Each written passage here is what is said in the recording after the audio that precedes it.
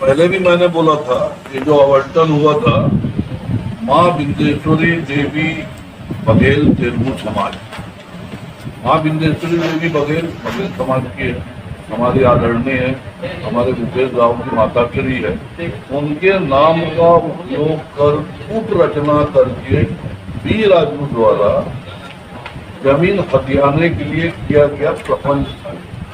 बड़ौदा में आज भी 5 समाज के लिए जमीन मांगा गया है, 5-5, 7-7 साल से पेंडिंग है, जो अभी तक भवन बन चुका है।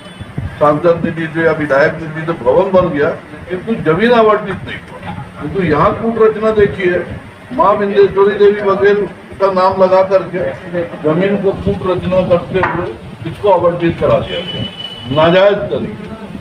रजिस्ट्रेशन एप्लीकेशन किसी के नाम से, जमीन आवंटन किसी के नाम से, रजिस्टर्ड बाद में होती है संस्था, एप्लीकेशन पहले दिया जाता है। रजिस्टर्ड होने के बाद बिना ऑडिट के भूमि कैसे आवंटन की गई, इसमें कलेक्टर साहब ने क्या देख करके आदेश किया, इन्हीं सब बिंदुओं को देख करके मैं समीर कुमार चंदर उस 20 नंबर वार्ड में आज करीबन 12-14 साल से वहाँ रह रहा हूँ। वहाँ पर जब हमने वहाँ पर आया, घर बनाया, तब हमने देखा वहाँ पर पूरा तालाब था। जिस तालाब का डिस्प्यूट हो रहा है वो देखा था पूरा तालाब था, लेकिन नगर पालिका का अनदेखी की वजह से जो भी कारण से वो तालाब आधा चल गया। और बाकी जो बचा हुआ था उस तालाब के लिए हम लोग लड़ाई लड़ रहे हैं, हमारे पार्षद महोदय लड़ रहे हैं। हम लोग का यहाँ कॉलोनी पूरा पानी का बहुत किल्लत हो गया और आए दिन टैंकर मंगाना पड़ रहा है। वाटर लेवल नीचे चला गया। अगर वो तालाब रहता तो वो वाटर लेवल नीचे नहीं जाता, क्योंकि हमने 10 साल पहले देखा था। अगर वही बोरिंग है, वही सब कुछ है, लेकिन पानी कभी कमी महसूस नहीं हुआ। देखिए, ये केस एक जमीन का मामला है और जल से संबंधित है। उसके नगर में पानी का बहुत बड़ा अभाव है।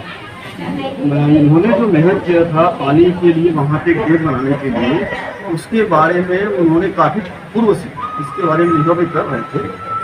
और उनके द्वारा जो बिंदेश्वरी देवी बघेल जो समिति बनी है, उनके द्वारा जो आवेदन लगाया गया था वो शुरू से आवेदन गलत था।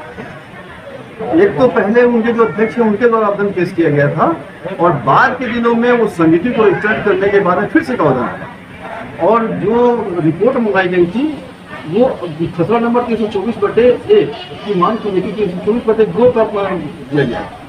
तो ये शुरू से उनकी कुछ भी गलत थी। और किसी भी संस्था को यदि भूमि आवंटन की जाती है तो शासन का नियम है कि वो संस्था पूर्व से रजिस्टर्ड हो और जनहित के मामले में काफ़ी कार्य कर चुकी है। ऐसा कोई भी चीज़ उन्होंने अपने न्यायालय में पेश नहीं की। एक तो वो कारण था। दूसरी बात थी उसमें कि किसी भी शहर में एक समाज को एक जगह ही दी जा सकती है। इस मामले में तेलुगु समाज को 3 और 4 जगह दी जा चुकी है और इस बात को छुपा कर उनके द्वारा जमीन का आवंटन कराया गया।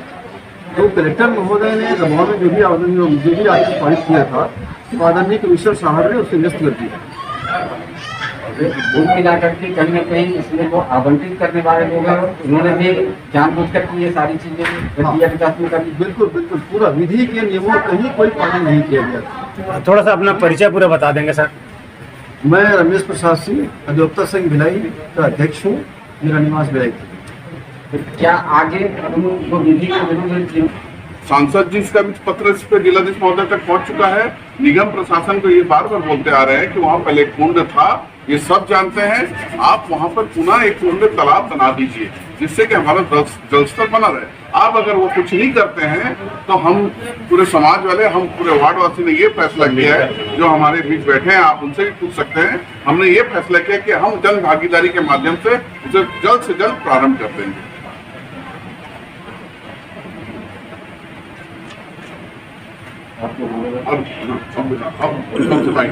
दादा आप कुछ बोलो इस मामले में। आप बोलते हैं तो पूर्व ये वार्ड वाले हैं, इनसे आप ले लीजिए। वो नारायण भैया वो भी इसमें लिखा है कि उच्च न्यायालय कहीं और नहीं, इसमें ये लिखा है कि फिर से चाहे तो पंजीकरण के लिए आवेदन कर सकते,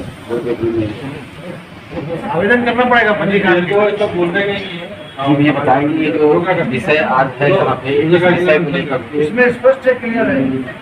क्या पारदर्शिता रही है, क्या जनहित का मामला कितना सार्थक रहा है, उसको लेकर के थोड़ा ये तो खैर ये आज का जो प्रेस कॉन्फ्रेंस है आदरणीय महोदया पार्षद महोदया द्वारा आयोजित किया गया है, क्योंकि उसी वार्ड में हम लोग भी रहते हैं। वहाँ का जल स्तर बहुत नीचे चला गया है, बहुत सारी समस्याएं हैं। गर्मी के दिनों में पानी की बहुत समस्या है। और क्योंकि जैसा कि जानकारी में है कि पहले वहाँ पर तालाब था और तालाब को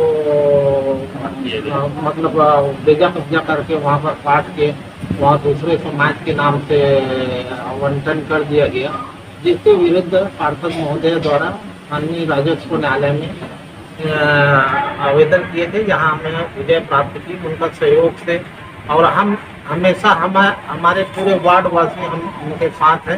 यदि वहाँ पर तालाब बन जाता है तो बहुत सारी समस्या का हल हो जाएगी, गर्मी में पानी की कोई दिक्कत नहीं होगी, ऐसा हम चाहते हैं। और हमारे पूरे वार्ड का सहयोग हमारे पार्षद महोदया की तरफ रहेगा। जैसा उनका आदेश होगा उनका हम लोग अनुकूल काम करेंगे। अपना नाम बताएं। मैं VR पटेल हूँ, मैं वही पदम नगर वार्ड नंबर 19 में 20 का निवासी हूँ। बात है कि आज हमको सत्य की जीत हुई है और झूठ की हार हुई है। आज मेरे वार्ड में सरकारी जमीन को कब्जा किया जा रहा था, जो तालाब के लिए हमने काफी दिनों से मांग किया था। आज हमने उस पर विजय प्राप्त किया है। इसमें हमारे जो यहाँ पे उपस्थित मीडिया प्रभारी हैं, मैं उनका भी धन्यवाद करती हूँ। और मेरे वार्ड वासी का भरपूर मेरे को सहयोग मिला, मैं उनका भी बहुत तहे दिल से धन्यवाद देती हूँ। और आज हमारे इस जीत पर हमें बहुत खुशी हुई कि हमारे वार्ड के लिए कि इतना अच्छा कार्य हमने सोचा था और वो पूर्ण होने जा रहा है। एक तालाब का निर्माण के लिए हमने सोचा था और आज हमको यकीन हो रहा है कि उस तालाब को हम बनाते ही रहेंगे। लेकिन जीत मिली आपको, कैसे मिली थी, कहाँ से जीत मिली आपको?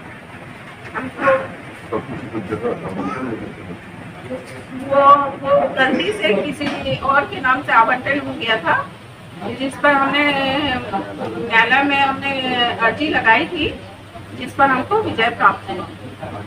ये तालाब बनने से किस आसपास के लोगों को क्या फायदा है? या तालाब बनने से हमारे वार्ड में जल स्तर बहुत ही नीचे गिर चुका है। तो तालाब का निर्माण अगर होता है तो वार्ड वासियों को बहुत राहत मिलेगा और पानी जो नीचे स्तर पर चला गया है उसको लगभग हम लोग पूर्ण कर सकते हैं। दूसरे पक्ष को जो जमीन आवंटन किया गया था, काहे के लिए जमीन आवंटन किया गया? उनको